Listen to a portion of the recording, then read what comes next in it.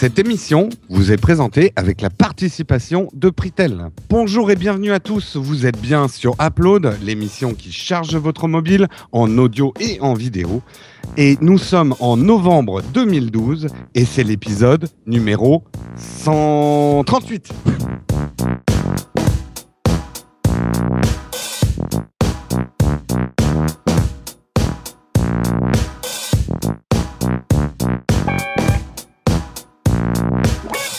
Bonjour et bienvenue à tous.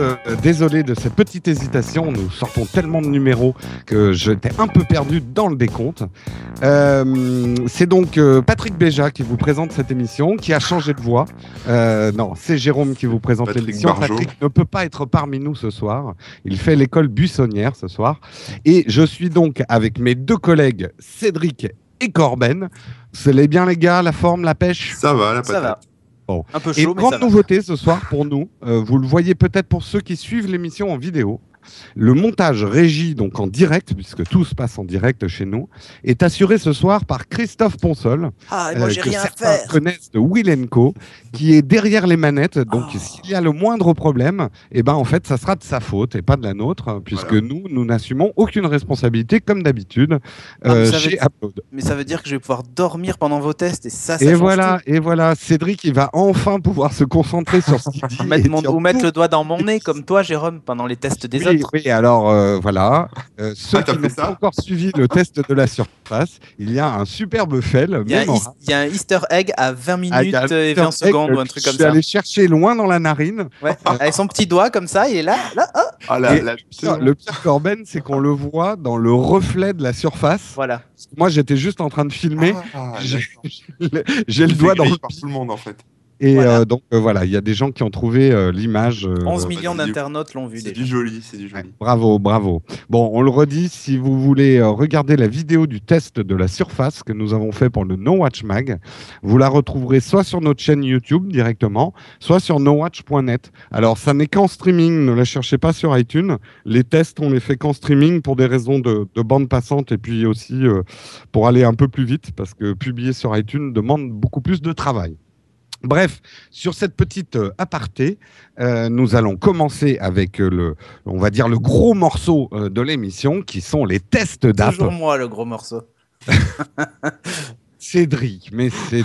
Donc Cédric, puisque Patrick n'est pas là, donc on est Ouais. tout déboussolé, on ne sait pas par qui commencer. Donc on Eh va oui. commencer par Cédric, qui va nous parler d'un tout petit jeu, d'une toute petite boîte, Ouais, un des tout buts, petit il faut éditeur, les qui aider. a pris une toute petite licence que personne ne connaît pour lancer un tout petit jeu. Exactement. Ce jeu, c'est Angry Bird Star Wars. Donc voilà, c'est l'énième édition. On va dire que, enfin, j'ai presque envie de dire, c'est l'édition ultime d'Angry Birds. Parce que pour moi, elle a un avantage, et je vais rentrer de suite dans le vif du sujet, c'est qu'en fait, elle regroupe des choses qu'on avait vues dans le tout premier Angry Birds, qu'on a vu dans les Angry Birds Rio, qu'on a vu dans Angry Birds Space, avec les histoires de gravité et tout ça. Et ils ont rajouté tout un tas de petits trucs assez sympathiques, puisqu'ils ont la franchise Star Wars. Et donc, on va se retrouver avec l'oiseau de base qui est en fait un Luke Skywalker. On va retrouver un Obi-Wan Kenobi, une princesse Leia. Enfin bref, j'en passe et des meilleurs. Je vous spoil pas trop. Bon, ben, si vous avez vu les bandes annonces, je pense que vous en avez vu quand même pas mal. Mais il y a quand même des petits clins d'œil assez sympas cachés même dans les niveaux ou dans les menus et ce genre de trucs. Les transitions, par exemple, c'est bête à dire, mais les transitions, quand vous lancez un niveau, quand vous quittez un niveau, qu'un niveau est terminé, vous savez, vous avez cette transition qui va de gauche à droite, là, cet écran. Ouais. Voilà, et c'est typique, ça, des Star Wars, ou de bas en haut, tu vois, mais c'est toujours la même transition un peu kitsch, on va dire, de l'époque. Et ils ont gardé d'ailleurs dans les épisodes 1, 2 et 3, d'ailleurs, hein, ces transitions. Mais bon, bref, tout un tas de petits clins d'œil. Moi, franchement, je suis hyper fan d'Angry Birds. C'est le seul jeu auquel je joue sur toutes les plateformes et qu'il me faut absolument sur tous mes devices. À part le PC, j'avoue que j'y joue pas spécialement sur PC ni sur Xbox, hein, mais sur tout le reste, je suis ultra fan en fait de la franchise. Et quand moi, grand fan de Star Wars, on me dit qu'en plus ils ont mixé les deux, je pouvais qu'adorer ce jeu. Dans les trucs que j'adore vraiment, c'est le fait qu'il y ait une espèce de mini-histoire C'est toujours pareil, hein, dans Angry Birds, il y a toujours des petites histoires un peu C'est quoi l'histoire, basiques. Bah, tu t'as jamais vu Star Wars, en fait, c'est ça? En fait, justement, ouais. en fait, leur Ils ont idée, volé c'est de faire une espèce de scénarisation des épisodes. En fait, c'est les épisodes classiques, hein, donc les épisodes 4, 5, 6. Une espèce de scénarisation à travers les niveaux où tu commences sur Tatooine avec les deux soleils, tu commences avec Luke Skywalker qui est pas encore un Jedi, donc il a pas de sabre laser. Tu te retrouves après à jouer Obi-Wan qui en fait cherche Luke et donc lui par contre a les pouvoirs de la Force. Donc quand on l'envoie vers un tas de comment ça s'appelle de briques. Non, un tas de briques en fait. Tu peux appuyer une deuxième fois avec ton doigt là où tu veux sur l'écran et il va envoyer une onde de force dans la direction en fait où tu appuies avec ton doigt. Donc ça peut projeter des débris sur des cochons, faire tomber des trucs. Enfin, tu peux même projeter les cochons eux-mêmes ou dévier des lasers parce que ça c'est un truc aussi qu'il faut préciser. C'est qu'il y a des Stormtroopers, enfin des Storm Cochon Troopers. Qui en fait ont des pistolets laser et quand en fait ils tirent des salves. Donc en plus il y a une histoire de timing à avoir pour passer au travers de ces salves de laser. Et là pareil en fait quand on a le Luke Skybirdie là, quand tu le lances et que tu as les lasers, si tu appuies quand il a le sabre laser, tu appuies sur l'écran, il peut donner un coup et dévier un laser qui va taper dans un autre cochon. Enfin, du coup ça change vachement le gameplay parce que pareil tu peux aussi détruire le cochon sans péter le pistolet et donc du coup le pistolet tombe et continue à tirer et ça peut tout péter dans le niveau. Enfin, c'est hyper technique. Ouais, ça amène. Il y a pas mal de. Enfin, le mécanisme reste le même, mais il y a plein de petits ajouts qui changent quand même le gameplay. Ouais. C'est pas un autre jeu, mais t'as quand même l'impression d'un truc renouvelé, quoi. Ouais, Ouais, mais l'histoire, voilà. c'est pas Dark Vador qui vole les œufs de Bah, Princesse ça- Leia qui vole les œufs de Princesse Leia. Nous ne verrons pas de Les métaphores ovaires. sexuelles dans ce. Non, je sais pas, je demande. Si, tu as un cochon Vador et tout ça, hein. D'ailleurs, c'est lui qui rigole à la fin quand t'as pas réussi les niveaux. C'est lui Mais. qu'on entend derrière toi. Pardon? C'est lui qu'on entend derrière toi. Oui, c'est lui qu'on entend. On est en train de l'égorger là. C'est Dark Elliot. Dark Elliot, le cochon. Et donc pareil, il y a aussi comment ça s'appelle, les œufs à retrouver. Mais tu vois, il est pas mort. Hein. Donc il y a les œufs à retrouver qui en fait sont des œufs C3PO, tu sais, ou Z6PO. Ah oui. Je sais pas comment on l'appelle en français ou en anglais, qui sont en fait les œufs dorés. On retrouve des œufs R2 aussi dans les niveaux et tout ça. Donc c'est vraiment top. C'est bien animé et tout ça, j'ai rien à dire, je suis ultra fan. Je trouve que ça renouvelle vraiment le genre. Si vous êtes fan en plus de Star Wars, foncez dessus. Alors après, on va se dire, ouais, c'est bon, ils ont déjà gagné des milliards et des milliards de dollars, mais n'empêche que, voilà, j'ai pas l'impression de rejouer au premier Angry Birds ou même à Space en fait. Je trouve qu'il y a vraiment des différences et qui sont bien senties. Donc voilà, je vous le recommande En évidemment. gros, à chaque fois qu'ils vont changer une attaque, ils vont te faire un nouveau jeu, quoi. Ouais, c'est un peu ça, mais bon, Ça. voilà. Vivement la Mais- version Angry Birds Retour vers le futur. Dora Alex. Ah, mais Seigneur grave, des Anneaux. mais- ça j'aimerais. Non, Seigneur des Anneaux, j'adorerais qu'il Ah ouais, fasse un Seigneur Angry des Birds Anneaux, Seigneur ça des serait Anneaux. drôle, ouais. Et puis il y a l'humour Angry Birds qui est là.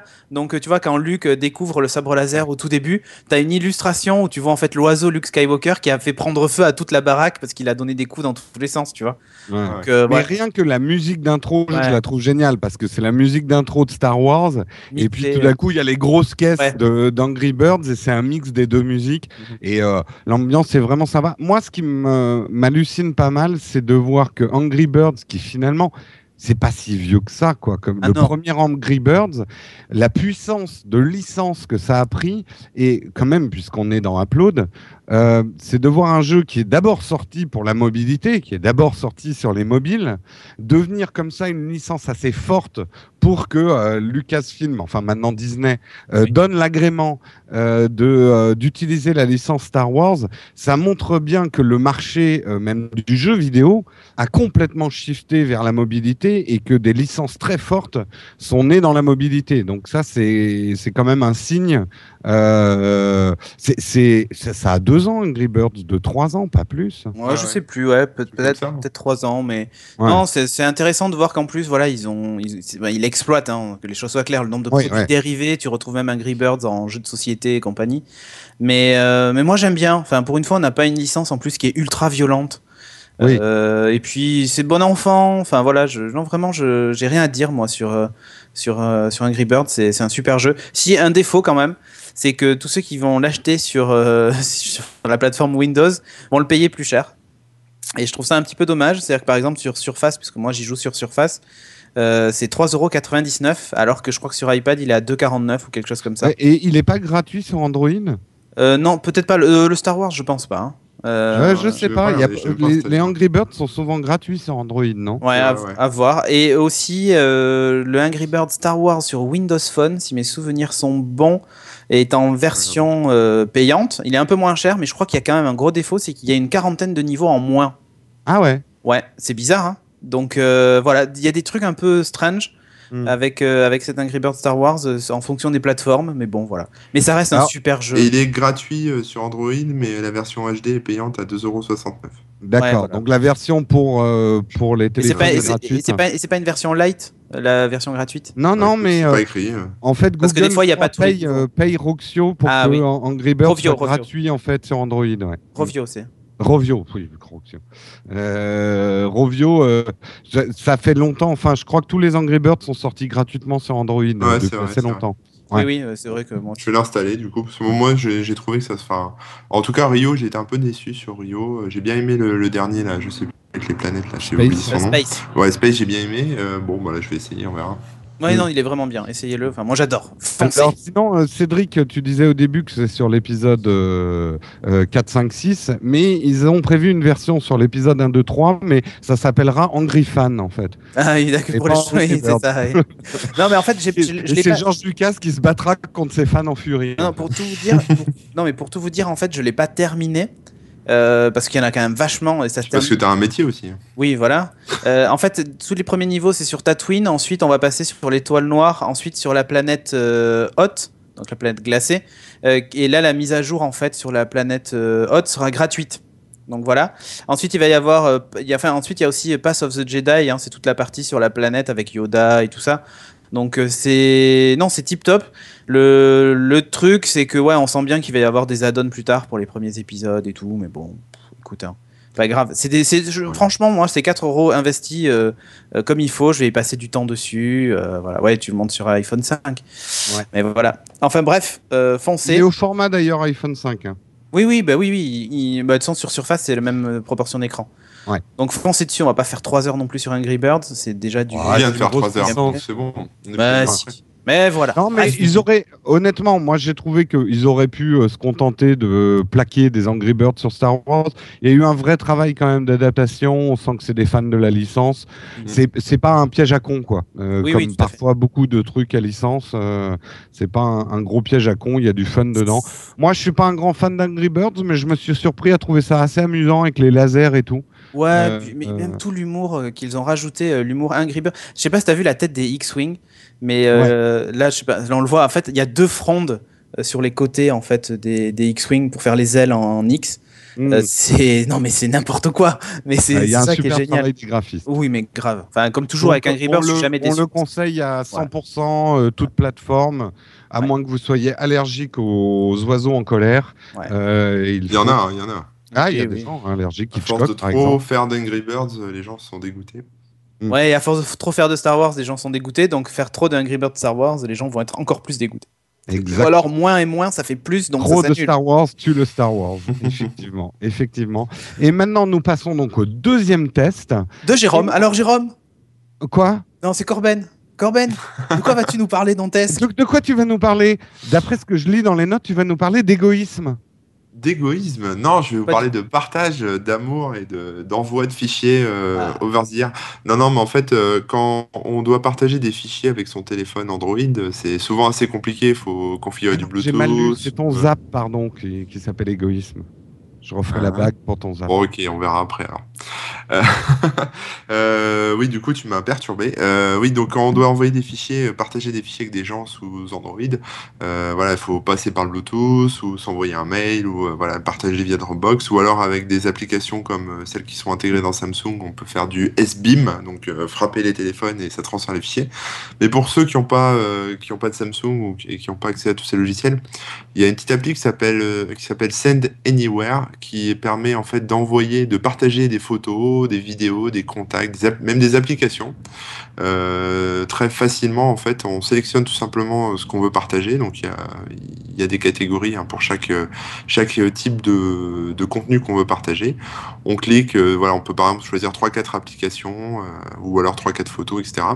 Et on les balance à ses amis de plusieurs façons différentes en fait. On a le choix en fait. C'est-à-dire qu'on peut soit obtenir un code qui est une clé en fait unique que donc notre ami favori qui veut recevoir les fichiers peut utiliser soit sur son application installée sur son téléphone, donc Send Anywhere aussi, soit directement sur le site web en fait. C'est aussi un site qui s'appelle, je crois, si je dis pas de bêtises, send-web.com. Et là, on peut transférer effectivement les fichiers. Donc, c'est du transfert en live, hein. C'est-à-dire, vous mettez la clé du côté du site ou sur l'application et bam, ça établit une connexion en direct entre les deux appareils, donc ordinateur ou téléphone, et ça transfère les fichiers. On peut aussi faire tout simplement un QR code. Et donc là, on scanne, on flash son truc et on récupère les fichiers avec le QR code. Ou alors, il y a une fonction un peu comme avec le Bluetooth en fait. Il y a une fonction de NFC ou pas? Non, il n'y a pas de fonction de NFC. Non, mais le S-Beam, c'est pas du NFC? Le S-Beam, si, c'est du NFC. Mais je parlais pas de S-Beam. Hein. Ah non, mais. Je parle d'une application oui, non, mais je sais bien, mais je veux dire, elle n'utilise pas du tout S-Beam. Non. Ah. Ça utilise une fonction qui s'appelle découverte en fait, qui connecte en fait les deux téléphones qui sont branchés sur le même réseau. Voilà, un peu comme une découverte d'appareils en Bluetooth, etc. Et ça les connecte. Et puis là, vous pouvez transférer vos fichiers. Donc c'est gratuit, hein, c'est plutôt ça qui est sympa. Il y a une version payante qui est à alors si je dis pas de conneries, elle est à 2,49 €, qui permet d'envoyer des fichiers de manière illimitée, donc à la fois au niveau de la quantité et au niveau de la taille. Et puis aussi qui supprime la pub, hein, parce qu'il y a une belle pub dans l'application. Voilà, donc moi je pense que c'est une appli qui a utilisé en remplacement en remplacement. Si vous avez déjà de quoi faire pour transférer comme sur les Samsung, c'est pas forcément la peine de l'installer. Par contre, si vous avez un Android de base ou une ROM de base sur laquelle il n'y a pas d'outil de transfert particulier, plutôt que de passer par les mails ou passer par des configs hasardeuses de Bluetooth ou ce genre de choses, voilà, c'est une bonne alternative. Voilà, j'ai terminé. Très bien, très bien. Et d'ailleurs, je suis désolé, je t'ai confusé au début. En fait, j'ai lu une ligne décalée. C'était le test de Patrick qui s'appelait échoïsme et que je disais égoïsme. Désolé, je t'ai perturbé. Ouais, j'ai mal lu le document. Et donc maintenant, on va parler de mon test à moi. Et moi, j'ai pas testé. Alors, j'ai testé une partie d'une application. Je vais vous expliquer. En fait, j'ai testé Google Search. Alors, ceux qui ont un Android depuis longtemps vont être morts de rire parce qu'ils vont avoir l'impression que je découvre la Lune alors que vous utilisez depuis très très longtemps ce dont je vais parler. Je vais parler de la nouvelle reconnaissance vocale améliorée qu'on trouve dans Google Search en fait. Donc sur iPhone, c'est une appli qui s'appelle Google Search. Et j'ai intitulé ce test Sidiriculisé. Pourquoi? Parce que effectivement, on dit tout de suite, c'est ridicule. Sidiriculisé. Ridiculisé, d'accord. Ouais, ridiculisé. Pourquoi? Parce qu'en termes de reconnaissance vocale et en termes de rapidité, Siri est complètement enfoncé par Google sur ce coup-là. C'est hallucinant. Alors, je sais que là, les gens d'Android sont pliés en deux en m'écoutant. Donc, c'est vrai que Siri, on est content quand il nous répond, on va dire 3 secondes après. Non, j'exagère un peu, mais en gros, une reconnaissance vocale de ce que tu es en train de dire sur Siri, ça prend 1 à 2 secondes. Et là, avec la reconnaissance vocale améliorée de Google, c'est instantané. Et surtout, il le fait même en live. Il va essayer tout de suite de comprendre ce que vous êtes en train de faire. Ceux qui voient la vidéo là d'upload voient un certain nombre de recherches que j'ai fait. La rapidité, alors on n'entend pas ma voix, mais je donnais des commandes et la rapidité à laquelle Google se met à rechercher, c'est Là, on est vraiment dans de la science-fiction. On a vraiment l'impression d'avoir une oreille qui vous écoute et qui essaye de retranscrire ce que vous dites. Alors, il y a des imperfections. Il m'a trouvé Patrick Béja et Cédric Bonnet tout de suite. Quand j'ai dit Corben, il m'a balancé dans un village de France. J'ai essayé plusieurs fois et ça reconnaît pas Corben. Et Jérôme Kenborg, c'est assez cocasse aussi ce qu'il m'a retrouvé. NoWatch.net, il retrouve une fois sur deux. Disons qu'il est très bon sur les recherches type donne-moi les meilleurs restaurants sur Paris chinois. Par contre, sur les noms propres et tout ça, mais c'est un peu normal, il les connaît pas, les noms propres. Tu fais ça avec Siri, tu vas pleurer. Ah oui, mais tu pleures. Alors, il faut relativiser. Siri n'est pas mort et enterré. On va dire que sur le moteur de reconnaissance vocale, Siri est à plat. Là, franchement, il est complètement naze. Mais au niveau blague et réponse sympa, Siri est top. Oui, disons que Google Search ne rentre pas en interactivité avec toi. Alors, tu me diras, c'est peut-être un peu gadget sur Siri. Juste pour dire, moi, c'est vrai que grâce à Erwin, notre ami Erwin, je me mets de plus en plus à utiliser Siri et c'est vrai que ça devient assez pratique pour des choses toutes bêtes qui sont juste de la commande vocale. Je m'en sers pas pour avoir des discussions compliquées avec lui, mais notamment, au lieu d'ouvrir mon carnet de contact pour chercher un numéro de téléphone, maintenant, je fais tout vocal quand je suis seul et dans un endroit où il n'y a pas trop de bruit et c'est vrai que ça réagit assez vite. Il y a un truc quand même, Siri, là où il a encore l'avantage, c'est que Siri est complètement intégré à ton téléphone. Et donc, à long terme, va apprendre tes usages. Et si Siri poursuit sa route, va devenir de plus en plus intelligent. Enfin, a priori. Par contre, il va falloir qu'il booste le moteur de reconnaissance. Parce que là, Google a vraiment enfoncé le clou. Je ne sais pas quels sont les serveurs qu'ils ont mis derrière ou le système, mais ça va à une vitesse hallucinante. Et bien sûr, ça marche. Alors, pour ceux qui ont un Android, ça marche. C'est pas des serveurs, hein, c'est des Indiens et des Chinois qui déconnent en live et qui retranscrivent. Il tape vite, hein, en tout cas. Il tape vite. Alors, sur l'appli iOS, ça va marcher avec les applications Google que vous avez d'installer. Par exemple, l'appli de traduction. Et là, pour le coup, la traduction va tellement vite qu'il manque une chose, c'est qu'il lise automatiquement la phrase traduite. Je vais faire un test en direct, je ne sais pas si on va bien entendre. Est-ce que tu aimes Upload ? Alors là, je lui fais lire en arabe.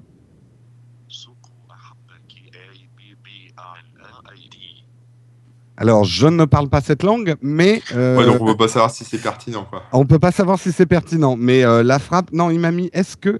il me l'a tapé bizarrement. Mais bon, vous voyez, c'est super rapide. Là, pour le coup, on aimerait que la traduction soit automatique et qu'on n'ait pas appuyé sur le bouton « Lire la traduction ». Ouais. Attends, je vais essayer une autre langue qu'on comprenne, genre en anglais. Yep. Traduction en auvergnat.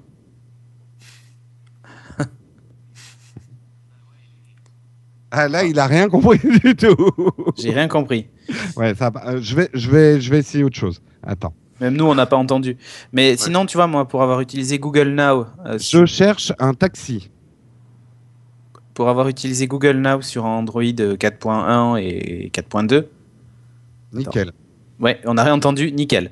Voilà. Donc je disais, pour avoir utilisé Google Now, en fait, je faisais plus mes recherches du tout en tapant sur le Nexus 7 et tout ça. Ça marche très très bien. Tu peux lui demander l'heure du prochain bus, parce que moi, à Bordeaux, en tout cas, il connaît les horaires et tout, donc ça marche trop bien. Et tu dis, le moteur de recherche, à mon avis, ils ont tous, le moteur de reconnaissance, à mon avis, ils utilisent tous un truc dérivé de nuances. Tu vois, même moi sur mon pauvre vieux Nokia Lumia, je dicte mes SMS, même dans la rue. Ça m'est arrivé de dicter des SMS en marchant, alors qu'il y a du bruit et tout, et ça marche trop bien. Enfin, mais rien à dire. Cette reconnaissance vocale, parce qu'elle vient d'être mise à jour sur iOS, en fait, ça fait 2 semaines, c'est Erwin qui m'a dit teste absolument Google Search, tu verras, la reconnaissance vocale est top. Et elle a été mise à jour il y a 2 semaines, mais sur Android, ça fait longtemps que la recherche vocale a été améliorée. Ouais. Ah oui, ça fait longtemps que ça marche du feu de Dieu, quoi. Enfin, d'accord. C'est un autre monde. Bon, bah, vous pouvez rigoler, ceux qui avaient un Android, vous voyez la naïveté d'un utilisateur iOS qui ne pensait pas que la reconnaissance vocale pouvait être aussi rapide. Et bah, vous pouvez en profiter quand même si, pauvre de vous, vous êtes sur iOS, puisque avec Google Search, ça marche sur toutes vos recherches Internet. D'ailleurs, je ne vais pas faire le test de tout Google Search, mais l'appli en elle-même est vraiment bien sur iOS, Google Search. Ouais. Dans sa version iPad et dans sa version iPhone, la gestion des onglets et l'historique est vachement bien présenté, c'est très joli. Et moi, ça a complètement remplacé toutes mes recherches que je faisais avant sur Safari. Sur Windows 8 aussi, elle est pas mal. Pour dire à quel point j'étais à la masse, jusqu'à temps qu'ils annoncent ça la semaine dernière là, sur iPhone, je pensais que ça existait déjà en fait je pensais que ça existait déjà sur Android en fait. Enfin sur iPhone, pardon. Ah oui, bah non, c'est surpris que ça soit pas encore sorti. Non, ils viennent de mettre à jour. Il y avait Google Search depuis longtemps, avec une reconnaissance vocale, mais qui est vraie, était pas top. Mais là, la dernière mise à jour, c'est stupéfiant de rapidité. Donc, si vous avez un iOS, je vous conseille vraiment de le tester et de pleurer sur Siri. Et même chose sur Windows 8 et sur les tablettes, ou même sur le desktop. Si vous avez un micro dans votre caméra, vous pouvez lancer même vos recherches bureau en parlant. Ça marche sans problème, quoi. Et c'est pareil, c'est la reconnaissance instantanée. Tu cliques sur rechercher, tu parles, et puis voilà. Ouais, très pratique et en tout cas une belle vision du futur. Juste une vidéo que j'ai vue aussi, mais c'est Microsoft cette fois, leur système de traduction automatique. Ils ont fait une démo récemment dans une conférence avec le mec qui parlait en anglais et c'était traduit en mandarin. Et avec sa propre voix. Avec un truc, avec ta propre voix. Ouais. C'est-à-dire pas exactement ta propre voix, il s'adapte à tes intonations. Oui. Donc ça pourra faire passer l'humour, le second degré, l'ironie, ce genre de choses. Et ça va s'adapter effectivement au timbre de ta voix, donc reconnaître si tu es une femme, un homme, et si tu as une voix grave ou une voix aiguë.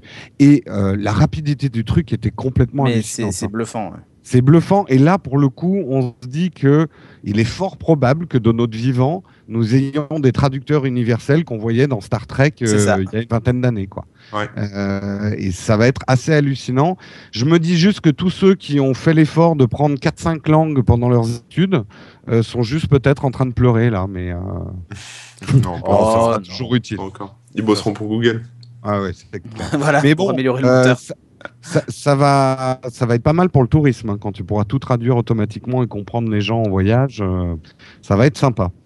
Ouais, mais il sera où le plaisir de baragouiner et de se faire enfler par un vendeur Chambre d'hôtel obscur alors qu'on pourrait acheter des becs. Hein, Corben, tu vas nous raconter tes vacances. Et les balles de ping-pong. Bref, sur cet entrefait. Nous allons parler de notre sponsor, et notre sponsor, vous le commencez à bien le connaître si vous écoutez Upload, et on est très content qu'il nous aide à faire l'émission, c'est Pritel. Pritel, c'est un MVNO sur le réseau SFR qui propose leur propre forfait. L'ADN de Pritel, c'est le forfait ajustable, le modulo. C'est donc des forfaits qui vont vraiment s'adapter parfaitement à votre consommation. C'est pas comme chez d'autres opérateurs où ils vont vous dire, là, vous passez au forfait supérieur ou au forfait inférieur, et il n'y a pas de crantage entre les deux. Là, c'est vraiment, vous ne payez que ce que vous consommez. Alors, c'est sur un système de forfait, mais il y a tout le crantage entre deux forfaits. Ils ne vont pas vous faire switcher automatiquement au forfait d'au-dessus. Vous ne payez que ce que vous consommez. Il n'y a pas de gâchis. C'est vraiment la notion, en fait, du modulo. Beaucoup nous ont aidés et ont aidé Pritel à adapter leur forfait aux data, parce que c'est vrai que les gens qui écoutent Upload et les hyper connectés que nous sommes, on est très sensibles aux data qu'on utilise. Alors, ce qu'il faut savoir, c'est que Pritel va bientôt lancer des forfaits et des solutions bien mieux adaptées à notre consommation, à nous, les hyper connectés, bien mieux adaptés aux data, mais qui reprendront cette philosophie en fait du modulo. On ne payera que ce que l'on consomme en data. Donc, on ne peut rien vous dire pour l'instant, mais on aura certainement des choses à vous annoncer très très bientôt. Et par contre, en attendant, il faut en profiter puisque, comme on le sait, novembre, c'est la saison du changement de mobile pour beaucoup de gens. C'est un vieux dicton populaire qu'on retrouve dans tous les almanachs de France et de Navarre. C'est la saison où on change son mobile. Je vois Corben qui hoche la tête. Tu vas changer de mobile ce mois-ci Absolument pas, non. D'accord, ok. Donc, moi, oui. Eh ben, chez Pritel, ils ont prévu le coup et vous pourrez recycler et acheter également des téléphones reconditionnés chez eux. Donc, si vous avez un petit budget et que vous voulez acheter un téléphone reconditionné en très bon état, ce qu'il faut savoir, c'est que chez Pritel, par rapport à d'autres, les téléphones reconditionnés sont garantis 6 mois. Donc, quand vous achetez un téléphone reconditionné, il est quand même garanti 6 mois. C'est pas mal. Oui, Et il est propre, nettoyé, il marche. oui, il est nettoyé. Ah oui, il est remis. Il n'y a à pas de neuf. tranche de jambon dans Ouais. les touches du clavier, comme tu dis, Corben. Voilà, il n'y a pas du jambon sous le clavier. Ça restera mythique, ça. Je pense que Pritel s'en souviennent encore. Les pauvres. Et si par contre vous êtes en train de changer de mobile et que vous voulez recycler le vôtre, et ben chez Pritel c'est vachement bien fait parce que vous rentrez votre comment ça s'appelle déjà ce code unique d'un téléphone? IMEI. Voilà. IMEI, ouais. Vous le rentrez et il va vous dire automatiquement le prix auquel il est repris et cette somme va être déduite de vos prochaines factures chez Pritel. Donc c'est plutôt bien foutu. Et si tout ce que je vous dis, vous n'y croyez pas, eh ben, allez vérifier par vous-même. Donc, vous allez sur le site NoWatch, vous cliquez sur la bannière Pritel et vous allez voir toutes leurs offres, vous allez lire ce qu'ils font et vous verrez qu'ils sont très, très convaincants et nous, on les remercie. Et on passe à la suite de l'émission. Et la suite de l'émission, c'est les apps. Et les apps, comme vous le savez, c'est des tests censés durer 1 minute et qui généralement s'éternisent pendant 3 heures. Mais on va essayer de les faire rapides, parce que c'est des tests rapides. Et c'est Cédric qui va commencer. Quel est ton zap, Cédric? Alors moi, c'est une application qui s'appelle Skitch. Alors elle est déjà disponible sur tout un tas de plateformes, mais là, elle vient de débarquer sur Windows 8. Donc je l'ai sur ma tablette. Alors Skitch, qu'est-ce que c'est? C'est un petit soft qui permet de faire des annotations sur des photos, des images, des captures d'écran, même des plans. En faisant des petites flèches, en tapant du texte, en entourant avec son doigt ou avec un stylet si vous avez un stylet et tout ça. Vous pouvez vraiment faire des petites annotations sympas. Ça, c'est aussi synchronisable avec comment est-ce qu'il s'appelle ce truc? Evernote. Donc si vous avez un compte Evernote, Ça a été racheté en fait par Evernote. ouais, tout à fait, ça a été racheté par Evernote. Donc c'est parfaitement intégré avec votre compte Evernote si vous en avez un. Sinon, même si vous n'avez pas de compte Evernote, ce qui est mon cas, puisque moi j'utilise OneNote pour mes notes, vous pouvez quand même faire l'édition dans Skitch et vous pouvez l'exporter donc en PNG ou en JPEG. Ça s'enregistre ensuite dans votre bibliothèque d'images et puis vous les rajoutez dans vos documents. Donc c'est une petite app sans prétention qui permet donc de faire des mini retouches. Vous pouvez même flouter des visages ou flouter des marques sur des trucs et tout ça. C'est assez bien fait, donc foncez, c'est gratuit surtout. Donc n'hésitez surtout pas, c'est sur Windows 8 évidemment bureau et tablette. Si vous êtes de Photoshop, ça vous permet de faire des petits montages, de mettre des petites flèches et des petits trucs, voilà. Skitch, 0€. Super. Corben. Ouais, moi je vais vous parler d'une appli qui s'appelle Park Me Right, qui permet en fait de retrouver sa voiture quand vous l'avez perdue. Enfin là vous l'avez garée, donc c'est-à-dire vous garez votre voiture, ou alors voilà vos enfants ou un trésor dans votre jardin. Vous faites un espèce de check-in à l'endroit où vous êtes et après vous pouvez aller vous promener, etc. Oubliez complètement où est votre voiture et ensuite grâce à une technologie de réalité augmentée, vous pouvez voir, enfin voilà, vous diriger comme ça avec le téléphone, voir à travers les yeux de la caméra dans quel sens vous devez vous diriger pour retrouver votre voiture. Après, ça se partage. Vous pouvez envoyer sa position Google Maps par mail ou par SMS, etc. Vous pouvez revoir le tracé, le trajet pour retourner jusqu'à la voiture. Donc ça marche pour les. Ouais, ça marche. Enfin, l'idée c'est pour retrouver sa voiture, mais bon, vous pouvez l'utiliser pour autre chose, quoi. Voilà. Et ça coûte 0€. Eh ben écoute, comme ça, on arrêtera. Pour Ça les gens t'arrive souvent de perdre ta voiture, des soirées bien arrosées. Mais d'ailleurs, c'est mais mieux tu de perds perdre ta arrivé. voiture. mais tu perds ton téléphone aussi, donc. Ça Oui, m'est en déjà fait. arrivé. Mais tu perds Non, ta pas le chemise téléphone. aussi, même ton slip, il paraît. On a eu des rumeurs des soirées, Ouais, c'est vrai, c'est vrai. Patrick des vous en soirées de dira Corben, plus. c'est chaud en tout cas. Et alors moi en zap, je vais vous parler, c'est pas une appli, mais c'est un truc qui va pas mal vous servir, et en tout cas qui va pas mal me servir à moi. Comme vous l'avez remarqué dans mon test de Google Search, je n'ai pas fait pour ceux qui nous regardent en vidéo, je n'ai pas fait une vidéo de moi en train d'utiliser Google Search, mais carrément une vidéo de l'app. Et pour ça, j'ai utilisé un logiciel qui s'appelle Reflection et qui va vous permettre, grâce à AirPlay, d'en fait de récupérer ce que vous faites sur votre iPad ou votre iPhone directement sur votre Mac ou votre PC. En fait, il faut activer AirPlay quand on est en train d'utiliser son iPad et le logiciel va vous permettre non seulement d'enregistrer ce que vous faites sur votre iPad en copie d'écran, mais également, alors moi je ne l'ai pas fait pour le test de Google Search, mais si vous voulez afficher un faux iPad autour, que vous êtes un fan de scomorphisme et que vous voulez que bien qu'on voit que c'est dans un iPad ou dans un iPhone, il gère tous les sens, l'horizontal, le vertical, etc. L'appli est toute simple à utiliser. Il va vous générer une vidéo assez rapidement derrière. Bien sûr, il ne faut pas enregistrer 3 heures d'application. Il y a une seule chose qu'il ne sait pas faire, c'est enregistrer la position du touch. Enfin, il ne sait pas faire la position du doigt. Faire apparaître ton doigt, en fait. Ton doigt ou quelque chose de symbolique pour montrer que tu cliques là, etc. Ce qu'il faut savoir, c'est que ça, la seule solution pour faire ça, c'est de jailbreaker parce que iOS ne permet pas de faire un enregistrement de la position touch, en fait. Donc, c'est pas la solution que vont utiliser les vrais professionnels de la formation pour expliquer l'utilisation d'une appli, mais en tout cas, ça dépanne pas mal. C'est pas trop cher, c'est 11,99 €. Donc c'est sûr que si c'est pour enregistrer vos exploits sur Angry Birds, ça vaut pas le coup. Ouais. Mais si vous-même vous faites du petit podcast ou du podcast de test d'app ou que vous voulez faire des tests d'app, ça peut valoir le coup. Il y a une version aussi 5 postes, je crois à moins de 40 € ou quelque chose comme ça. Ça marche sur Mac et PC et franchement, en tout cas moi, ça va me permettre de faire des vidéos pour la version vidéo d'Upload de tous les tests de manière assez simple. Voilà. Et c'est la fin de notre grande partie tests et zap. Donc, ceux qui nous écoutent ou qui nous regardent que pour les tests, c'est le moment d'éteindre votre upload. On vous salue et on vous dit à la semaine prochaine. Pour ceux qui sont passionnés par nos news, notre mauvaise foi chronique et nos débats enflammés. Ta mauvaise foi. Hein? Non, la tienne. C'est toi le mec de mauvaise foi. Attends, on avait réparti les rôles. Jamais. Celui de mauvaise foi, d'ailleurs, je crois que c'est Patrick, d'ailleurs. Patrick, il est tellement mauvaise foi qu'il n'a pas voulu venir. Oui. Non, toi, Corben, c'est pas pareil. Toi, t'es un vendu, de toute façon. Non, je suis pas vendu. C'est pas parce que je retourne ma veste que je suis vendu. Hein. Ah oui. Je crois à chaque fois ce que je dis. En fait, toi, tu retournes ta veste, mais à ceux qui te payent pas, en fait. C'est ça. Voilà. Vraiment D'ailleurs, j'attends ton chèque. Acharné. J'attends ton chèque. Tu me payes, je dis du mal de toi. Et Patrick, c'est un fanboy qui n'a absolument aucune lucidité. Donc, vous qui aimez ces news, c'est le début de notre partie news.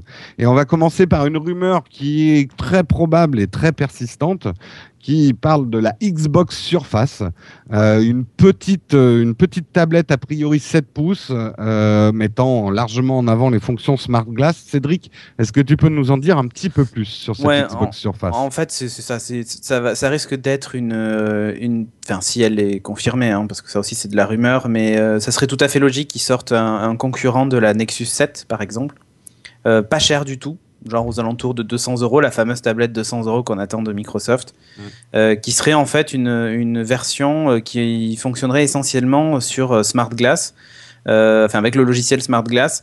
Il y a juste un truc, c'est la résolution d'écran, puisqu'il faut que la résolution d'écran soit minimum pour Windows 8 en particulier. Oui. Donc, mais c'est faisable. Hein. Le partage en fait pour le. Même pas pour Windows 8. C'est-à-dire que si tu as un écran qui fait en dessous de 768 pixels de haut, tu peux pas afficher Windows 8. Et s'il fait moins de 1024 de large, tu peux pas faire le fenêtrage, tu sais, avec 2 applications. Oui, c'est ça que j'avais lu. Voilà, il y a les deux en fait. Limitation, c'est pour ça que sur les netbooks qui avaient des résolutions de 600 pixels de haut, on peut pas installer Windows 8. Il te le dit d'ailleurs, il te dit la résolution est insuffisante, vous pouvez pas installer Windows 8. C'est fou, ça. Oui. Donc, oui. Donc, mais le monde est fou, ma bonne dame. Hein. Oui, attends. Où va-t-on, hein. Je savais pas. Oui, si. Et donc en fait, ils peuvent le faire, hein, faire une résolution de 1280 par 800 par exemple, comme la Nexus 7. Le matériel existe et puis c'est Asus qui le fait, et Asus, on sait, c'est un partenaire de Microsoft.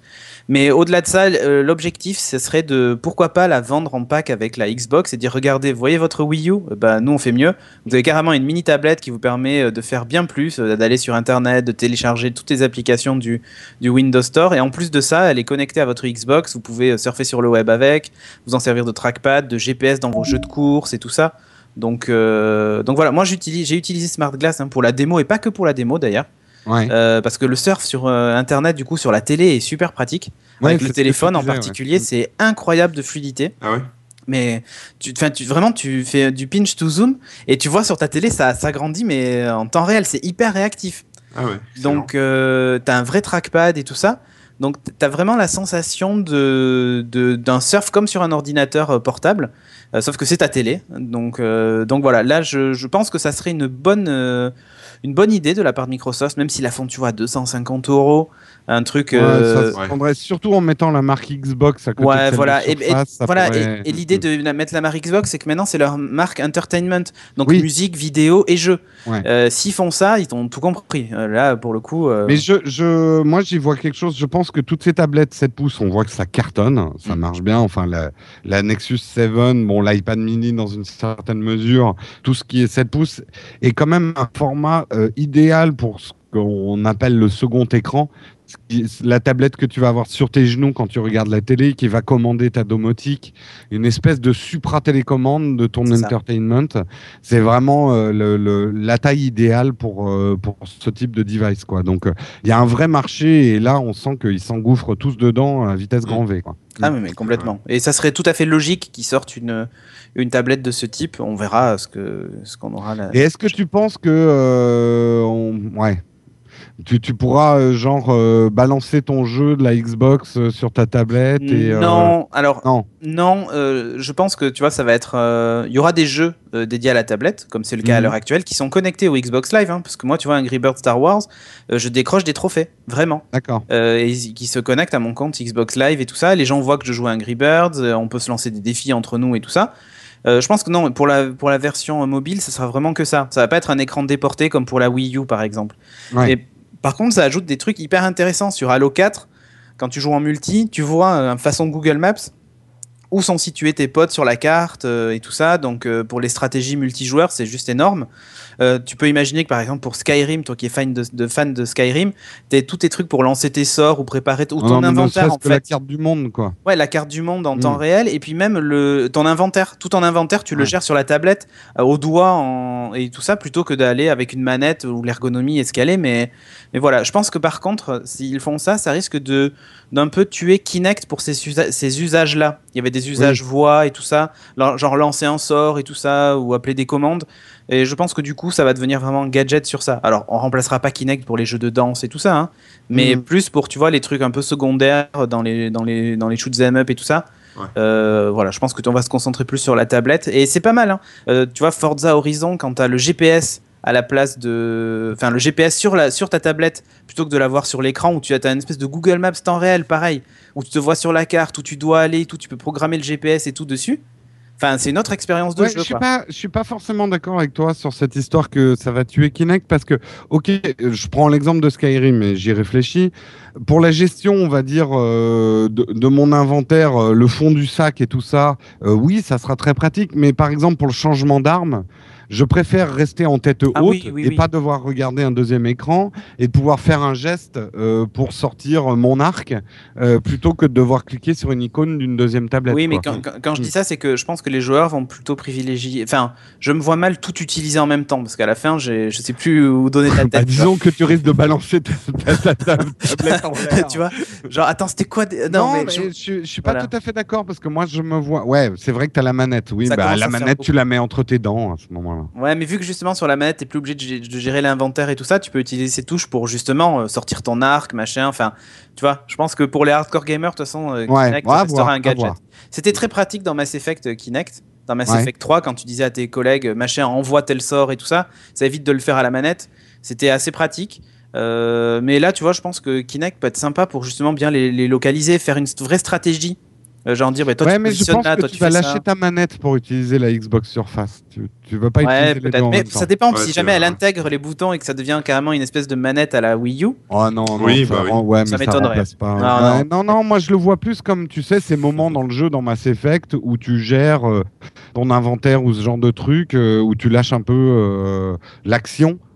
Pour une gestion ou pour afficher ta carte, comme ça tu as ta tablette sur ta table et tu vois où t'en es dans les couloirs, quoi. Ouais, c'est vrai. Bon, on va pas faire tout le truc, mais en tout cas, ça serait bien qu'ils la sortent. Et ça va. Du coup, il va falloir que je prenne une Xbox. PS3. M'énerve. Ah là, il me faudrait tout. Eh oui. On va parler maintenant un petit peu d'Office, d'Office, en tout cas de bureautique. Du travail. Alors, une petite brève, puisque là, c'est encore à l'état de rumeur. Apple serait en train de rechercher un développeur pour que sa suite de travail iWorks, on puisse l'éditer sur le cloud, dans iCloud, comme on le fait actuellement avec les Google Docs et avec Office, puisqu'il y a une version web d'Office. C'est vrai que là, pour le coup, Apple a un train de retard. Et vraiment un gros train de retard. Donc, ils seraient en train d'essayer de rattraper leur retard pour que iWorks puisse être éditable en ligne. Surtout que on utilisait, nous, il y a déjà assez longtemps, iWorks.com et ils ont complètement laissé tomber le truc. Mais c'est vrai qu'on ne pouvait pas éditer les documents, on pouvait juste les publier en ligne. Donc, un sérieux retard à rattraper de la part d'Apple. On espère qu'ils y arriveront. Par contre, toujours pour rester dans les bureaux, parce qu'on est bien au bureau, c'est des rumeurs, on va dire, quasi vérifiées, que Office, donc la suite bureautique de Microsoft, sortirait bientôt. Alors, on met le bientôt entre gros guillemets, parce qu'on ne sait pas ce que ça veut dire. Ouais, début 2013, je pense. Début 2013, sur iOS et sur Android.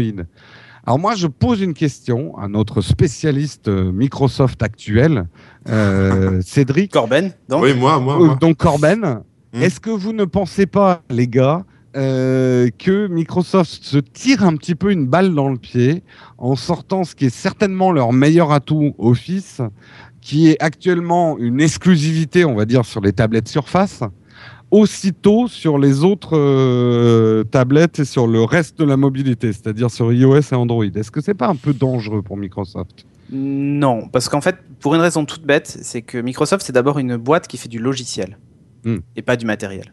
À part la Xbox, et là on l'a vu Surface, mais c'est d'abord une boîte qui fait du logiciel. Et leur stratégie, en fait, elle est. Moi aussi, ça me révoltait quand je voyais Smart Glass débarquer sur Android et sur iOS en me disant, mais merde, ça aurait poussé les gens à acheter des Windows Phone, tu vois. Ouais. Et en fait, je me dis, non, c'est peut-être la mauvaise stratégie. Justement, les gens ont un aperçu, parce que pour le coup, les softs sont en interface métro, hein, ont un aperçu de ce qu'est l'OS de Microsoft au complet. Et donc, peuvent être tentés d'aller voir comment ça se passe ailleurs et tout ça. Et donc, au départ, moi, tu vois, j'étais plutôt contre cette stratégie de dire tous les softs exclusifs. Tu vois, par exemple, Xbox Music va débarquer sur iOS et sur Android. Et je me suis dit, mais merde, c'était top d'avoir la musique gratos dans Windows 8 ou sur Windows Phone là, pendant 6 mois. Hein. Après, il faut payer 9 € par mois comme Spotify. Et tu télécharges ta musique multi-device, synchro dans le cloud, avec ta Xbox, avec tout et tout. Et je me suis dit, ah, mais c'est chiant, ils vont aussi avoir ça. Et du coup, quel intérêt d'avoir un Windows Phone, tu vois ? Et en fait, je me suis dit, c'est très intelligent de leur part parce que déjà, ils élargissent le parc potentiel de clients qu'ils vont toucher avec leur offre payante de musique et tout ça. L'Office va être payant sur iOS et Android. Et je suis certain que ça va être dans les top apps quand elle va sortir, parce que tout le monde va vouloir l'Office. Ah bah oui, donc ils vont engranger un max de thunes aussi avec ça. Et puis, voilà, les gens vont avoir un aperçu de ce que ça peut donner sur d'autres plateformes, sur la plateforme Windows. Et donc, ils vont peut-être aller les chercher comme ça, tu vois. C'est un espèce de... C'est comme les gens de cheval de Troie. Ouais, mais c'est comme quand les gens achetaient un iPhone et puis après ils disaient, tiens, peut-être j'achèterais bien un Mac. C'est exactement le même concept, sauf qu'eux, ils le font par le logiciel.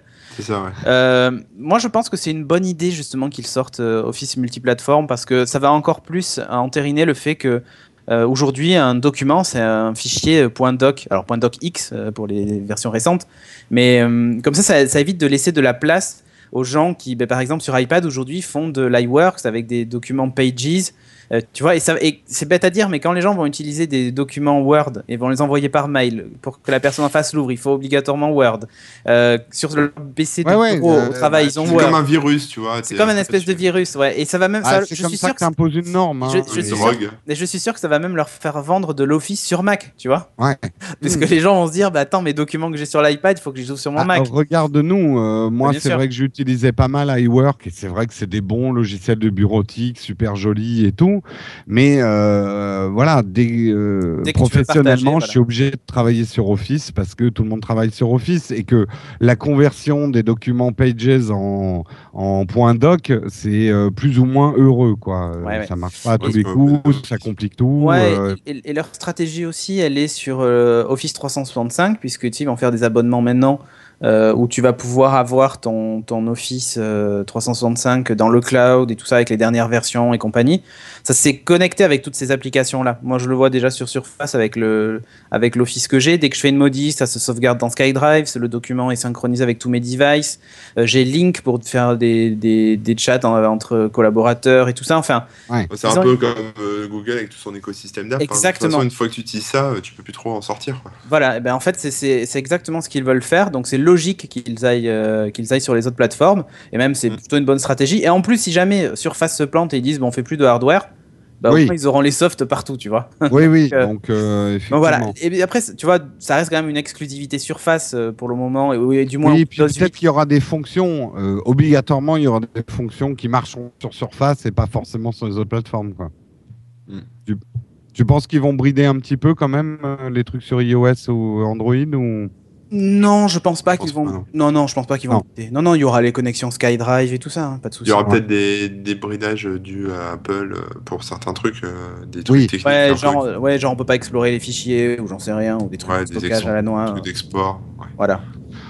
Ok, on va rester un petit peu avec Microsoft. Alors, une brève. Notre ami Steve Ballmer aurait annoncé à un journal français que les premières ventes de la Surface seraient modestes, que ça démarre doucement et que il a... En gros, on avait presque l'impression qu'il disait « Ouais, mais attendez de voir maintenant les Surface Pro ». Alors, je sais pas, parce qu'il y a aussi eu des explications sur le fait que ça a été mal traduit par le journal, où il disait que justement, il restait modeste face aux chiffres de vente et qu'il fanfaronnait pas, tu vois. Et a priori, il y a peut-être eu un problème d'interprétation. Les gens du journal français qu'on ne citera pas sont juste des tâches en anglais, quoi. Non, mais c'est comme quand le président de la République finit son mail avec un friendly au lieu d'un best regard, tu vois. Oui. Quand il envoie une lettre de félicitations à Obama. Non, mais il y a aussi ça. Après, ils s'en cachent pas. Ils ont quand même annoncé un truc qui est qu'ils ont atteint 60% de l'objectif pour fin 2012 qui s'était fixé, ce qui est pas mal en même pas un mois, hein. Ils s'attendaient à un petit peu plus, mais ils sont un peu bridés par le fait que ils n'arrivent pas à en sortir assez, en produire assez. Donc du coup, il y a une rupture sur la 32 Go en tout cas, et même la 64 dans certains pays est plus dispo. Donc c'est un peu compliqué. Ils vivent que sur les stocks qu'ils ont. Je crois qu'en stock, il doit rester que le pack avec clavier noir et Surface 32 Go, puisque les gens veulent souvent le bleu d'ailleurs. C'est bizarre. Ouais. Non, mais c'est devenu un peu l'icône de la marque, je trouve, le clavier de couleur. C'est celui qu'ils ont mis le plus en avant dans les pubs et tout aussi. Ouais. Donc du coup, il y a des petites ruptures. Même le clavier bleu était en rupture à un moment. Il était en rupture 3 semaines, je crois. Il fallait un délai de 3 semaines avant de l'avoir. En plus, là, il rencontre un petit souci de finition sur certaines séries du clavier. Alors moi, je n'ai pas ce problème. En tout cas, j'utilise beaucoup pourtant, mais je ne l'ai pas encore. Et les gens ont déjà un souci de caoutchouc qui se défait à un endroit bien spécifique de la charnière. Ils les échangent évidemment, hein. Donc du coup, ils ont réservé les stocks pour les échanges pour les gens qui ont des soucis. Mais voilà, mais bon, écoute, moi je me fais pas de soucis pour eux, hein, franchement. Et puis il y a une mise à jour de Surface aujourd'hui. Oui. Enfin hier plutôt. Et donc la tablette est encore plus réactive. Donc pas mal. En tout cas, si vous voulez en savoir plus sur Surface, allez voir le test qu'on a fait, que Cédric a fait donc pour le No Watch Mag. Vous le trouverez uniquement en streaming, vous le trouverez pas sur iTunes, sur le site nowatch.net ou sur notre chaîne YouTube. Donc si vous vous intéressez à Surface et si vous voulez un test, et contrairement à ce que certaines personnes disent, Cédric a vraiment dit ce qu'il pensait de la Surface, le bien et le mal. Dans ce test, Cédric n'est pas qu'un fanboy. Non, honnêtement, moi j'ai trouvé que ton test était vachement objectif. C'est un truc qui vont pas, je le dis aussi. T'as pas caché les défauts du produit. C'est vrai que c'est une première génération. Mais comme je disais, il y a des choses qui sont vues comme des défauts et par certains et qui sont des qualités pour d'autres. C'est ce que je disais. En fait, il a les défauts de ses qualités. C'est ça le truc. C'est sûr que si tu t'attends à avoir un iPad dans les mains, maintenant c'est une Surface, c'est autre chose. Et puis regardez bien, à partir de la 20e minute, il y a un beau reflet. hein, Jérôme. Oui, avec moi qui ai mon doigt dans le nez. Donc, voilà. ça Donc si vous l'avez pas vu, retournez voir la en fait. Voilà. Je vais retourner la voir, ouais. Retournez voir la vidéo, ça fera des vues en plus. Et puis, voilà, c'est surtout, ça, en fait, tu vas multiplier tes vues par 2. Cherchez bien, on planque des easter eggs dans nos vidéos, donc regardez-les plusieurs fois. Dans le reflet. Et mettez des likes, sinon ça marche pas. Voilà, non mais franchement, regardez le reflet, c'est rigolo. Tout à fait. Il y a peut-être des mecs qui en font comme vraiment, on est tranquille nulle part. Hein. On peut tu sais, plus comme l'émission d'Allociné, là, où les mecs, oui, faux raccord. Ouais, faux raccord, il faut faire un faux raccord sur tous les épisodes de tous les podcasts de No Watch. Ça, il y en a des fails. Hein. Parfois, on croit que toute la présentation est un fail. Quand tu regardes les premiers scuds, c'était quand même pas mal. Bref, on digresse. Mais parlons d'un gros coup de tonnerre, et on va dire que c'est le deuxième qu'on a vécu. Il y a eu le départ de Forstall chez Apple, on sent encore la secousse sismique. Et ben là, deuxième coup de tonnerre, cette fois pas chez Apple, mais chez Microsoft. Donc, Monsieur Sinofsky a annoncé son départ. Alors, qui est Monsieur Sinofsky? C'est l'homme derrière Windows, c'est l'homme derrière surtout Windows 7. C'est lui qui a rattrapé, on va dire, le coup après Windows Vista et qui a pondu en même pas un an, c'est ça, Windows 7. Il a bien bossé. Ouais, il a bien bossé. Il n'est pas tout seul. Hein. Qui a développé l'ensemble de Windows 8, en tout cas il était chef de projet sur l'ensemble de Windows, et qui annonce dans, on va dire quand même, un courrier assez mystérieux, enfin ça fait vraiment trivial quoi, le truc, ouais tout se passe bien mais je me casse, puis je vais aller voir ailleurs, mais je pars tout de suite quoi, je reste même pas 6 mois pour que ça se passe en douceur, je me barre. Donc on suppute quand même qu'il s'est passé pas mal de choses chez Microsoft. Alors, je ne sais pas quelles sont, vous, les supputations que vous avez entendues. Moi, j'ai entendu qu'il voulait piquer la place de Ballmer, et en gros, Ballmer le kick, qu'il était juste insupportable et qu'il ne jouait pas le jeu d'équipe de chez Microsoft. Voilà, je ne sais pas quelles sont les rumeurs que vous avez entendues, vous, sur son départ. Je sais rien, qu'il s'est fait embaucher par Google pour bosser sur Chrome OS. Ouais, possible. Non, mais... Chez Apple, pour bosser sur un nouvel iOS. Ouais, peut-être. Non, mais en fait, déjà, on ne saura jamais, étant... Si, parce qu'il a dit qu'il partait vers des nouveaux projets. Non, donc mais, déjà, s'il remonte une boîte ou qu'il est embauché ailleurs... On saura jamais ce qui s'est passé pour... Quand il y aura l'autobiographie de et peut-être Ballmer ou la sienne. Ouais, peut-être qu'on apprendra des choses, mais non, on saura jamais vraiment ce qui s'est passé. Après, effectivement, c'était peut-être pas un homme facile. Il faut voir un truc, c'est un mec qui était là depuis très très longtemps. Et il a enfin, entre guillemets, connu la gloire avec Windows 8, en tout cas les keynote Windows 8 et Surface, où il a été vachement mis en avant parce qu'avant on n'entendait jamais parler. On parlait du Steve Jobs de Microsoft. Ouais, alors oui et non, parce qu'il n'était pas mis en avant tout le temps, hein, même pour les conférences Windows 7. Non, mais on disait qu'il avait une vraie vision en fait. Avec possible. Mais en attendant, de toute façon, il ne faut pas oublier, c'est jamais l'œuvre d'un seul homme. Oui, contrairement à ce que Steve Jobs a essayé de faire croire. Ouais, c'est jamais l'œuvre d'un seul homme, et lui, dans son cas, c'est exactement pareil. Le truc, c'est qu'il était là depuis très longtemps. Il a, entre guillemets, connu le succès et la gloire avec... on lui a fait confiance avec Windows 7, on lui a dit, bon, maintenant, vas-y, on te met en charge du truc qui va être le tournant pour Microsoft, le truc le plus important de notre histoire. Le mec a pris le truc à bras-le-corps en disant, ok, c'est cool, je vais faire Windows 8, on va faire Surface, ça va être génial et tout, ouais, super, cool, tape là, pim, pam, poum, Xbox Music, truc, machin. À la fin, le mec, on lance le produit, il est génial, et finalement, c'est, entre guillemets, les autres qui en retirent la gloire. C'est-à-dire Steve Ballmer qui est le chef, hein, finalement. Et toutes les demandes d'interview, tous les machins, tous les trucs sont faits pour Steve Ballmer et pas pour lui. Donc je pense qu'il y a aussi un aspect, c'est un mec qui était assez égocentrique et qui doit y avoir un aspect, t'as les boules un peu quand même. C'est-à-dire que t'as taffé pendant des années chez Microsoft, t'as donné ta vie pour ta boîte, tout à fait. Tu donnes ta vie pour ta boîte et à la fin, quand par exemple pour la conférence Build, c'est Ballmer qui fait la conférence, c'est lui qui fait le machin. Après, à un moment donné, moi c'est des choses que j'ai vécues aussi. Quand quelqu'un s'approprie entre guillemets ton travail, et en fait il faut savoir où est ta place. C'est-à-dire tu parlais de la sortie d'Android, c'est ça? Ouais, voilà. Non, mais il faut savoir où est ta place. C'est-à-dire que soit tu es un homme entre guillemets de l'ombre, tu taffes comme les autres, même si tu es le chef des hommes de l'ombre, tu restes un homme de l'ombre. Soit on te met en avant, et lui il a goûté à ça en fait. Il a goûté à la mise en avant, à animer la keynote tout seul et tout ça. Et quand à la fin on lui dit bon écoute, on lui tape sur l'épaule, on lui fait bravo, c'est bien ce que t'as fait. Bon par contre maintenant pour les interviews et trucs, c'est nous qui nous en occupons. Hein. Ben, ouais. le mec, en fait, peut-être dans sa tête, il a dit bon, ok, c'est bon, j'ai fait le tour de ce que j'avais à faire chez Microsoft, j'évoluerai plus, je vais aller voir ce qui se passe ailleurs. Et c'est ce qu'il a dit. Il a dit bon, ben allez. Oui, et puis il peut arriver à un certain âge qu'on ait envie de prendre un projet, Ouais, d'être puis, dans une entreprise plus start-up, de commencer ouais, et quelque puis il a de la chose, caillasse, donc il peut Mais repartir avoue de quand zéro. même que le timing, ouais, mais le timing est pas très bon quand même. Ben, si, Mais, pour lui, il est très Windows bon, 8 justement. vient de sortir. Non, mais tu dis, il a récolté la gloire. Pour l'instant, bon, il y a les premières critiques qui sortent sur Windows 8, quand je parle de critiques de test qui sortent sur Windows 8, mais on sait pas encore, enfin, il n'y a pas un avis Non, général sur non, Windows mais, 8. non, mais si tu veux, il s'attarde pas sur ça. Le truc, c'est qu'il regarde même pas les critiques spécialement qui ont été faites sur l'OS. C'est plus dans l'esprit de le lancement a été plutôt réussi de Windows 8. Et il a été Ouais, mis en avant sur scène, donc il a connu, si tu ouais, veux, le mais, fait d'être tu mis vois, en avant. son départ avec ce timing-là, par exemple, la bourse n'a pas du tout apprécié Oui, parce mais que ça, je ça pense que c'est réveille fait exprès. beaucoup. Ça réveille beaucoup de suspicions sur la qualité de Windows 8 et Ouais, certains disent il se barre avant l'orage, quoi. mais non, Avant qu'on- mais ça, Ah, ça, non, non, mais, non, mais ça c'est typiquement c'est typiquement ce que je déteste avec la bourse, c'est-à-dire qu'elles se font une idée de ce qui se passe à l'intérieur de la boîte ou de juger la qualité d'un produit par le fait qu'il y a un homme qui parte. C'est Ça a vrai, été ouais. pareil pour Apple. Moi, j'ai trouvé Oui, nul oui. les réflexions qui disaient Steve Un Jobs peu est mort, méchant. Apple est mort. C'est du Mm. même niveau en fait. Donc pour moi, c'est pas du tout, il s'en va avant que le truc explose. Il explosera pas.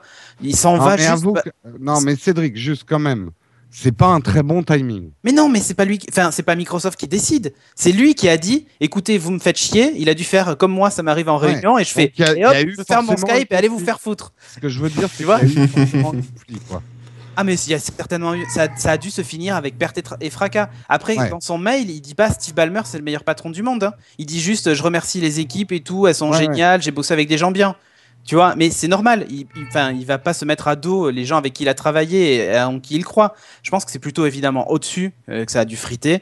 Et c'est un mec, je te dis, qui a connu la mise en avant et qui d'un coup, on lui dit bah écoute mec, rappelle-toi. Il a goûté à la chair où est- humaine. Ouais, c'est ça. Rappelle-toi Ouais. où est ta place. Il Et faut là, la battre. et là, quand on lui dit ça, tu vois, Il a joué au ego, quoi. Ouais, mais ça. En plus, tu vois, sur des produits comme ça, sur un OS, le mec, il doit taffer mais jour et nuit. Ouais, ouais. Il a une pression de malade sur le fait que ça marche ou que ça marche pas. Et à la fin, on lui dit bon mec, hein, ton bureau est là-bas, je te rappelle. Donc les interviews, Ouais, les après, machins, c'est bon, moi. moi, je suis pas un fan de Ballmer, mais je Ah, comprends. moi non plus, mais- Ça peut pas être le travail d'un seul homme. Et c'est vrai que Microsoft met beaucoup en avant le travail d'équipe et le fait que les équipes, ils veulent, voilà, qu'il n'y ait pas l'équipe Xbox d'un côté, l'équipe Microsoft d'un autre. Ils essayent vraiment de travailler en groupe. Et d'après ce qu'on lit, lui, il aurait été un peu dire, ouais, bon, bah, Windows, c'est le seul truc important. Le reste, je m'en fous et je joue pas dans l'équipe, quoi. Mais tu vois, là où j'ai pressenti qu'il y avait un problème, c'est lors de la conférence Windows 8, où en fait Sinofsky, c'est pas lui qui l'a ouverte, c'était déjà Julie, Julie Oui, mais Larson qui qui l'a donc ouverte. remplace. Et aussi comment elle l'autre, s'appelle déjà il s'appelle. Elle sais pas. s'appelle Non, Julie Larson qui remplace. Julie Larson. Qui remplace Sinofsky. Mais en fait, c'est elle qui a présenté Windows 8 avec. Je sais plus comment il s'appelle, il a un nom bizarre, Panon, Pana ou je sais pas quoi là. Qui était aussi sur Surface. C'est eux qui ont fait la keynote de présentation à la presse et de lancement. Et Celle qu'on avait Sinofsky, adorée. en fait, je sais même pas si on l'a vu pendant la conf, Sinofsky. Mm. Et donc, du coup, tu savais enfin, moi, je l'avais remarqué qu'il était déjà pas là, enfin, ou qu'il n'était pas aussi mis en avant, et je me suis dit, tiens, il y a du changement ou il y a quelque chose. Bah là, c'est juste confirmé, et je pense que ça a dû lui mettre, il a dû avoir les boules de pas être l'animateur principal du lancement de Windows 8. Lancement, ouais. Et quand tu vois que t'as taffé comme un ouf et qu'à la fin on te dit écoute mec non tu vas laisser Julie et machin faire la présentation, t'as un peu les boules. Et s'il est un peu sanguin, si en plus il en avait un peu marre, c'est un moment de stress, il arrive au bout du projet et tout, bon ben c'est un moment où le mec il a fait un nervous breakdown et il leur a dit allez vous faire foutre quoi. Tu vois. Ouais, c'est D'accord. humain, quoi. C'est humain.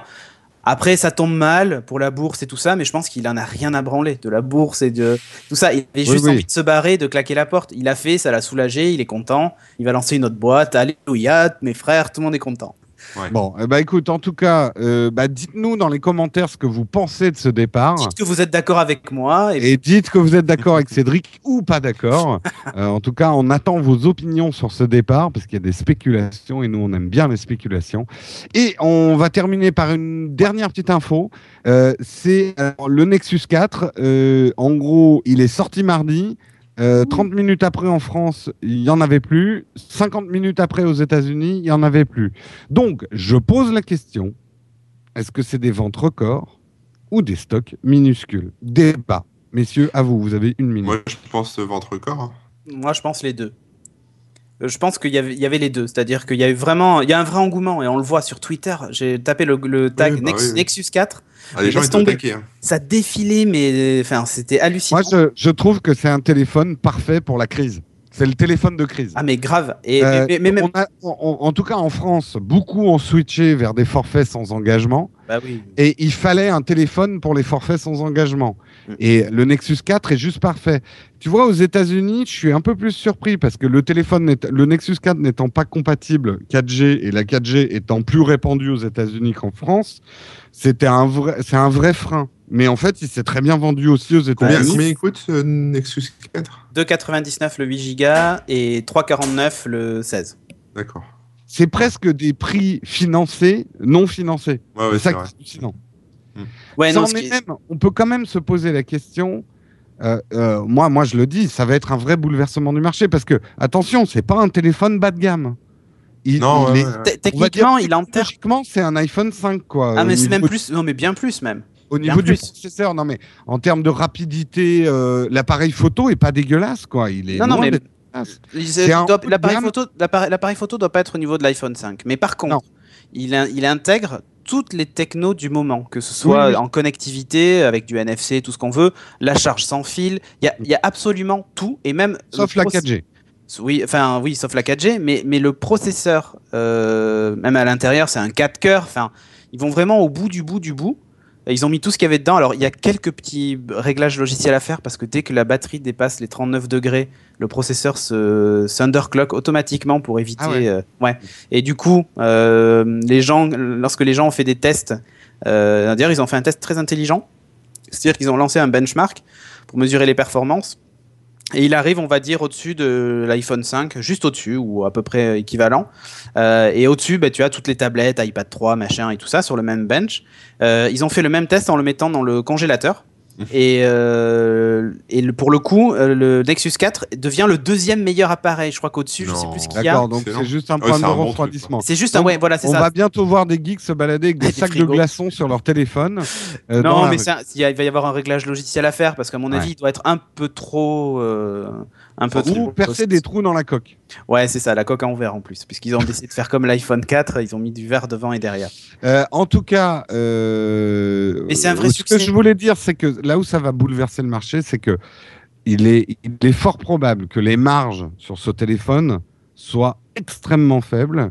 LG a dû accepter de le fabriquer parce que LG a un vrai besoin de revenir dans la course en termes de nombre d'unités vendues. Oui. Mais nous, consommateurs, c'est certain qu'on ne va pas être prêt à payer le même prix des composants pareils après le Nexus 4. Ouais, moi j'ai un peu des boules. Ça pose pas mal de choses quand même sur le prix de ce que c'est qu'un smartphone, quoi. Ah mais complètement, en fait ça redéfinit le prix de ce type d'appareil. Faut voir un truc, c'est que effectivement LG a besoin de revenir parce que ils ont perdu énormément de parts de marché. Donc ils ont dû aussi accepter des conditions de la part de Google. Tu vois, Google a dit je veux que l'appareil coûte $300, vous vous démerdez pour que ça coûte $300. Donc ils ont dû faire des concessions énormes ou ils ont dû même renier sur leur marge ou voilà. Ou alors Google a dit vous produisez ils ont dû demander une réduction d'échelle aussi, tu vois, genre vous en faites 12 milliards et enfin j'exagère, mais vous en faites des millions d'unités, on vous promet qu'on en commande des millions d'unités, on signe de suite le chèque et vous nous en fabriquez, ça fera baisser le coût, c'est toujours pareil. Là évidemment il y a un vrai engouement pour ces appareils à ce prix-là. Et quand tu dis est-ce que les stocks étaient minuscules, je pense que de toute façon pour une sortie, ils avaient prévu un peu en dessous. Mais c'est pas plus mal. Pour une raison simple, c'est que jusqu'à présent, les Nexus, à part le Nexus 7, mais se vendaient pas non plus comme des petits pains. C'était des mobiles pour les développeurs, on va dire, ou pour les gens qui voulaient du pur Google. C'était une cible bien définie. Là, en fait, ils sont partis dans une optique de dire bon, ok, les mecs, vu que en fait, je pense qu'il y a aussi un truc de chez Google qui est vu que les constructeurs partenaires veulent pas jouer le jeu de l'Android un peu sain sur lequel on peut faire les mises à jour vite et tout ça. Il avait demandé d'ailleurs Google. Moi, je pense que le Nexus 4 est une vraie réaction par rapport au Galaxy.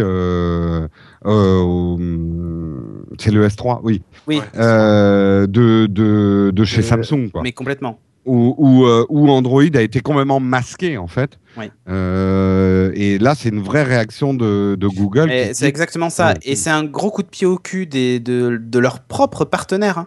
Faut pas oublier ça parce que, en fait, les premiers qui vont concurrencer, c'est pas les mecs. C'est pas Apple. Apple, franchement, ne tremble pas face au Nexus 4. Hein. Non, Une non, raison non. simple, non, c'est qu'un mec qui utilise un iPhone, il n'ira pas utiliser un téléphone Android. Enfin, Ouais, même si j'avoue que tu vois, mais moi, ce que je veux dire, c'est je que réfléchis carrément. Hein, oui, non, mais ce que je veux dire, c'est que c'est ça en fait que la démarche d'Apple, c'est de dire, bah, à moins que les ventes explosent et qu'ils vendent plus d'iPhone, mais sinon dans leur tête ils se disent de toute façon nous, les gens qui achètent un iPhone, c'est parce que c'est un iPhone. Ils le disaient dans leur pub. Et même Microsoft a pas les boules, puisque de toute façon ils ont déjà pas beaucoup de parts de marché et ils se disent, un mec qui veut un Windows Phone, il veut vraiment un Windows Phone. Donc, même pas peur. Là où Google fait mal, c'est plus vis-à-vis de ses partenaires. Moi, franchement, je suis partenaire de Google. Je suis Samsung, je suis HTC et tout ça. J'ai un peu les boules, hein, quand même. Oui, mais alors là où ils ont été chutés, c'est que cette famille Nexus, ils ont commandé la Nexus 10, qui d'ailleurs est aussi en rupture de stock, la grande tablette Nexus, ils l'ont commandée à Samsung, le Nexus 4, donc à LG, et le Nexus 7, c'est HTC. Non, c'est Asus. Non. Asus, pardon. Qu'est-ce que je dis? C'est Asus. Oui, non, mais en fait, ils s'attachent pas spécialement aux partenaires. Mais je vois bien l'année prochaine une nouvelle gamme Nexus faite entièrement par Motorola qu'ils ont racheté. Ouais. Comme ça, ils vont carrément s'affranchir des LG, machin et tout ça. Maintenant que ça leur appartient, Motorola, en plus, ils vont pouvoir faire du 100% made in USA entre guillemets parce que c'est pas fabriqué en made in USA. Mais voilà, je pense vraiment qu'il y a cet aspect de Google de dire on va passer la seconde. Et on va leur montrer qu'on peut frapper fort, nous aussi, si jamais ils se bougent pas. Et c'est un vrai signal vis-à-vis de leurs partenaires OEM en leur disant, écoutez les mecs, nous on arrive à faire, en se démerdant, on fait un téléphone d'aussi bonne qualité à ce prix-là. Donc maintenant vous allez vous bouger si vous voulez. Mais on sent que Google donne un coup de frein à voilà Android, faites ce que vous voulez. Ils ont quand même une stratégie de voilà Android et restez Android, quoi. Il va bien se vendre, hein, parce que vu le prix, les gens vont résister longtemps. Je vais te dire, moi qui utilise iOS, il me fait quand même réfléchir parce que pour le prix d'un iPhone, j'ai le Nexus 4 et le Nexus 7, quoi. Et mais là, tu as déjà ton iPhone 5, tu vois, donc tu vas pas... Non, tu vas pas changer de suite, mais en plus, il sort à une période qui est charnière parce que les renouvellements ont lieu souvent en novembre, décembre. Enfin, c'est juste du pain béni pour eux, quoi. Ils arrivent au bon moment. Et je dois avouer, hein, étant iOS, c'est vrai que Jelly Bean. Enfin, moi, ça faisait longtemps que j'étais pas revenu sur Android et que j'avais pas utilisé un Android. Et j'ai utilisé une Nexus 7.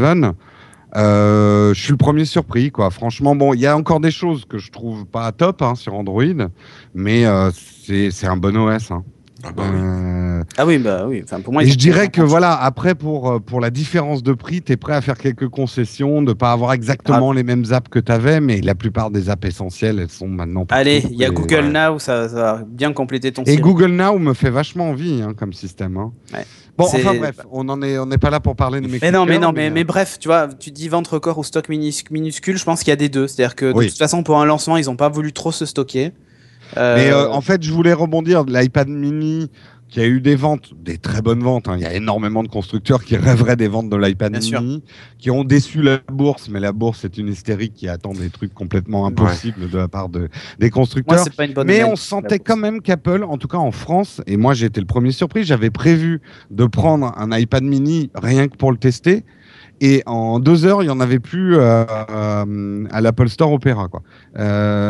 Donc, je me suis dit quand même, ils ont prévu des stocks un peu courts, quoi. Bah, déjà, il y avait des stocks un peu courts et surtout, il faut voir un truc, c'est qu'elle était disponible qu'en une seule couleur et qu'un seul format. C'est-à-dire, il n'y avait pas la version 3G. Enfin, bon. Non, mais moi, je me demande dans quelle mesure, quand même, le marketing de ces boîtes ne dit pas bon, mettez pas trop de stock, ça va nous faire une rupture de stock et la rupture de stock, c'est bien. Ouais, mais il n'y avait pas beaucoup de files d'attente, tu vois, de 12 km comme pour le premier iPad ou c'est pour ça que j'ai été surpris. Des iPad 4, tu vois. J'ai été surpris. Moi, j'ai appelé l'iTunes Store, j'ai appelé l'Apple Store. Il était quoi, 10h30 du matin. Comme j'ai vu qu'il n'y avait pas de queue, je me suis dit, oh, il doit leur en rester. Mais non, on a tout vendu. Ouais, mais c'est organisé, tout ça. Enfin, je veux dire, c'est oui, c'est ça, le débat, en fait. Je veux dire, moi, je me souviens, j'ai jamais autant voulu une Wii qu'à l'époque où elle était en rupture, quoi. Bah voilà. Quand elle est sortie. Mais tu vois, j'ai pas la sensation qu'il y a la même attente sur l'iPad mini. Non. Ah oui, non, mais bon. Et il se vend quand même bien. Ah mais non, mais Voilà. il se vend bien, mais si tu veux, Toi, t'as elle pas est cette moins. sensation-là, mais il y a des gens qui l'ont parce qu'ils n'ont pas d'iPad, parce qu'ils Non ont mais, pas ah non, de mais tablette. attention, tu vois. je dis pas que ça se vend pas ou que machin. Je veux dire que c'est moins visible que pour l'iPhone 5 ou même les iPads quand ils sortent. Il y a toujours une queue de 12 km, même l'iPad 3, Ah bah qui oui. était qu'une Je évolution. crois qu'il y a, du il y a tout, aussi le côté faire des queues pour des devices, ça allait il y a 3 ans, mais que ça intéresse Bon, plus. arrête, l'iPhone 6, ils se feront tout Non, mais seuls. regarde, l'iPhone 5, moi je l'ai reçu 1 heure avant que les boutiques ouvrent. Donc, quelle raison intérêt, ouais. de faire la Mais queue? moi, je trouve ça bien de faire la queue pour chercher un device, parce que comme ça, on peut faire des vidéos marrantes, les mettre sur les blogs, et ça fait gueuler Patrick. Mais ouais, c'est vrai. Sur C'est ce vrai. bon mot et ce rappel de notre cher ami Patrick qui sera là pour le prochain upload, on va peut-être clore les débats parce qu'on va continuer C'est entre nous, Christophe, mais on on va va arrêter de faire pipi. saouler et Christophe qui s'est endormi derrière la table. Non, il de veut faire hockey. pipi. Il veut faire Ouais, pipi. là, il est en train de manger. Là. Et on va conclure donc l'émission en vous rappelant très rapidement que vous pouvez nous retrouver bien sûr sur nowatch.net. Vous pouvez aussi, pour ceux qui veulent voir les tests d'app et même nos têtes, vous pouvez les voir sur notre chaîne YouTube et sur nowatch.net puisqu'on met le flux en streaming Parce qu'on est beau. de l'émission. Donc, Upload, je le rappelle, est disponible en audio et en vidéo. Que nous trois, vous pouvez nous retrouver sur Twitter, c'est dans les liens de l'émission. Que tous les tests qu'on a fait, vous les retrouverez aussi dans les liens de l'émission. Et que on vous conseille très vivement d'aller découvrir les autres émissions de No Watch parce qu'il y a plein de choses à découvrir. Et sur 27 émissions, si vous trouvez pas votre compte, c'est que vous êtes quand même quelqu'un de difficile. Ou alors que vous aimez le tricot ou des trucs comme ça et on n'a pas d'émission sur Ça, on ce n'a sujet. pas. On y Pas encore. réfléchit. On y réfléchit. L'émission sur le tricot présentée par Corben. Ah non, et, présenté par et sur Audrey la et son rampe de pull au vert. lancement. Ah non, c'est le Présent- point de croix, Non, pardon. mais présenté par Audrey et son pull au vert aussi. Ah oui, C'est un le rapport pilote avec vous la allez voir blague, Garnier Geeking, D'accord. vous allez voir que il y a du pull au vert pas mal quand même. D'accord. Bon, enfin, Ouais. Bah oui, mais c'est ça, No Watch, pas beaucoup Sacré d'argent, Serge. donc je suis porté des Elle va être contente si elle t'entend, tiens. Ouais, Bon, allez, on dit au Allez, revoir. sur ce, on se quitte, on Ciao, se dit à la ciao. semaine prochaine pour l'upload 139. On remercie énormément Christophe. Christophe, tu veux pas venir faire un petit coucou à la caméra, lâche la console. Allez, vite, viens, Allez, viens Christophe. Christophe. Allez, viens gamin, viens Christophe. gamin. Viens gamin. Lâche ton cassoulet et viens dire bonjour. Hey, salut. Non mais là en fait il a Allez, retourne dans la cave travailler. Allez, Ouais, non, mais là il a tiré sur le casque et en fait il a tout débranché. Donc, du coup, Et hop, vous n'avez aucune Tout émission. a explosé. Il y a du ça a feu derrière. explosé tout ça. On remercie Christophe, on remercie Pritel aussi, et on remercie tout le monde. Et à la semaine prochaine. Ciao tout le monde. Ciao. Ciao. Ciao tout le monde.